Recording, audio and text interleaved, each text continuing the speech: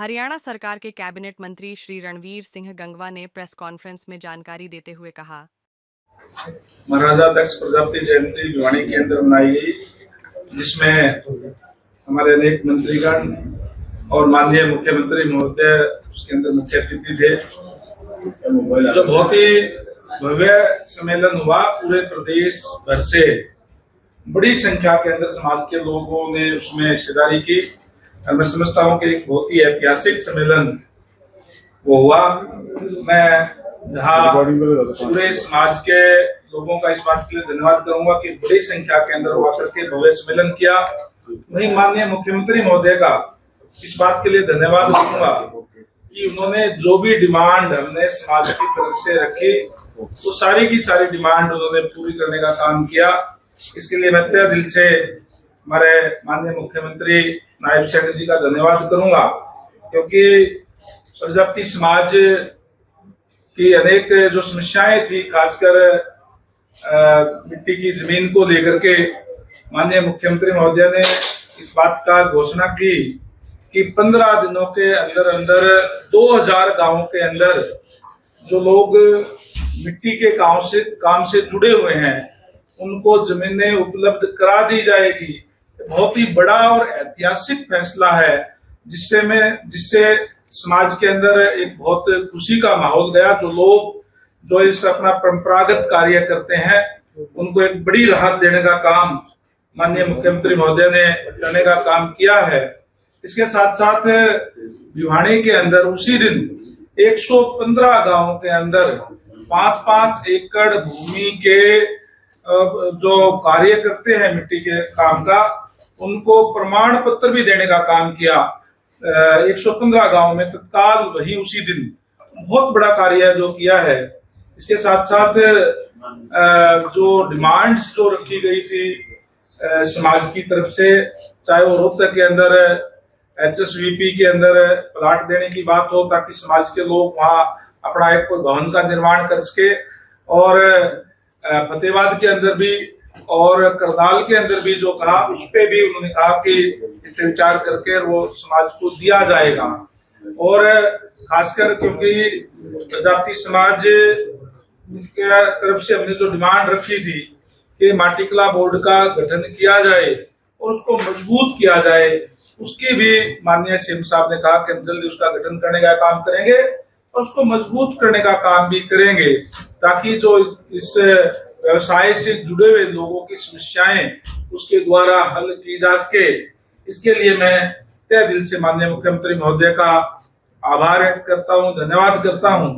जब से भारतीय जनता पार्टी की सरकार बनी है, तब से जो खासकर जो दलित है, पिछड़ा है, वंचित वर्ग के लोग हैं, उनके लिए अनेक कल्याणकारी योजनाओं का शुरू करने का काम किया। चाहे पहले आदरणीय मनोहर लाल जी ने BCA को पंचायतों के अंदर आरक्षण देने का काम किया 8%, और उसका परिणाम ये है कि आज हर ब्लॉक के अंदर सरपंच है BCA के, हर ब्लॉक समिति के मेंबर है, हर जिले के अंदर जिला पार्षद BCA के आपको जो है वो मिल जाएंगे। आदरणीय नायब सैनी जी ने उससे भी आगे बढ़ते हुए BCA को भी, BCB को भी आरक्षण देने का काम किया और उसको लोकल बॉडी के अंदर भी लागू करने का काम किया है, जिससे आज चाहे मेयर है, चाहे नगर पालिका के चेयरमैन है, चाहे नगर परिषद के चेयरमैन है और चाहे मेंबर है, वो आज इस वंचित वर्ग के जो है बन रहे हैं। और जिस तरीके से एक तरीके से जो मुख्य धारा के अंदर उन लोगों को लाने का काम माननीय मुख्यमंत्री महोदय ने, हमारी सरकार ने करने का काम किया है, कि बहुत ही बड़ा और ऐतिहासिक फैसला मैं इसको कहूंगा कि जो नायब सैनी जी के नेतृत्व में लिया गया है। और चाहे जो एक मुख्य मांग जो है OBC समाज की, कि जिस तरीके से पहले जो डिमांड थी कि क्रीमी लेयर की, वो 6 लाख से 8 लाख करने का काम माननीय नायब सैनी जी ने करने का काम किया था। और उन्होंने एक ऐलान किया कि केंद्र की तर्ज के ऊपर जो है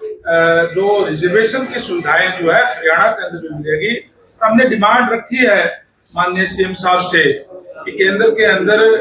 क्लास 4 से लेकर के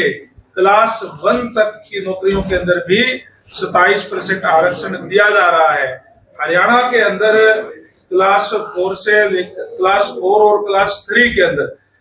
ये 11 और 16% यानी 27% ओबीसी को दिया जाता है, लेकिन क्लास 1 और क्लास 2 के अंदर ये आरक्षण जो है 10 और 5% दिया जाता है। वो भी केंद्र की तरफ के ऊपर 27% ओबीसी को देने का काम करें। माननीय सीएम साहब ने इस बात की हामी भी भरी है और उन्होंने कहा है कि जल्दी ही इसके बारे में जो कानूनी विचार विमर्श करके और उसको भी आने वाले समय के अंदर उस पर भी विचार करके उसको भी किया जाएगा। हमें पूरा विश्वास है कि आज आदरणीय नायब सैनी जी और भारतीय जनता पार्टी की सरकार है जो हर वर्ग के लिए एक सोच रखती है कि उसका कार्य किया जाए। क्योंकि आपको ये भी बता दूं कि माननीय मनोहर लाल जी ने कमेटी का गठन किया था, जिसमें मैं भी था, माननीय नायब सैनी जी भी उस टाइम मेंबर पार्लियामेंट थे और हमारे जो ओबीसी के प्रदेश के अध्यक्ष थे वो भी थे और 2-3 मंत्री उसके एमएलए हमारे थे, अभय यादव जी और लक्ष्मण यादव जी, रामकुमार कश्यप जी, रामचंद्र जांगड़ा जी, और हमने बैठ करके कुछ एक ये तय किए थे कि ये चीजें और है जो वंचित वर्ग है जिसको वो मिलनी चाहिए, ओबीसी समाज का जो राइट बनता है उसको वो मिल नहीं पा रही। और उस समय पे हमने ये तय किया था सारी बातों पर विचार विमर्श करके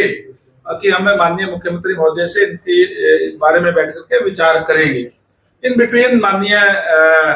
नायब सैनी जी को ही प्रदेश का अध्यक्ष बना दिया गया था और प्रदेश अध्यक्ष बनने के बाद तो हमने यही तय किया था कि जल्दी माननीय मुख्यमंत्री महोदय से मिलेंगे और उसके बाद माननीय नायब सैनी जी को ही प्रदेश का सीएम बना दिया गया। इसके लिए हमारे शीर्ष नेतृत्व का धन्यवाद भी करूंगा। और मैंने सीएम साहब से कहा कि जिन लोगों ने को इस बात की कमेटी गठन किया और इस बात पे विचार किया कि ये समस्याएं हैं, आज तो कमांड उन्हीं कमेटी में से जो है सदस्य के पास है, माननीय नायब सैनी जी के पास है। नायब सैनी जी आज माननीय मुख्यमंत्री हैं और मैं भी उसके अंदर था, मैं कैबिनेट मंत्री हूं, तो निश्चित तौर पर मैं समझता हूं कि हमारे माननीय सीएम साहब बड़े उदार दिल के हैं। जल्द ही ये तमाम समस्याएं जो बाकी रह रही है उसको भी वो पूरा करने का काम जो है वो निश्चित तौर पर करेंगे। पूरे प्रदेश के अंदर आज जिस तरीके का सम्मेलन हुआ है, ओबीसी वर्ग के अंदर एक खुशी की लहर जो है वो गई है। माननीय मुख्यमंत्री महोदय का, माननीय हमारे जितने भी मंत्रीगण उसमें गए, आदरणीय कृष्णलाल कुमार जी, अरविंद शर्मा जी, कृष्ण बेदी जी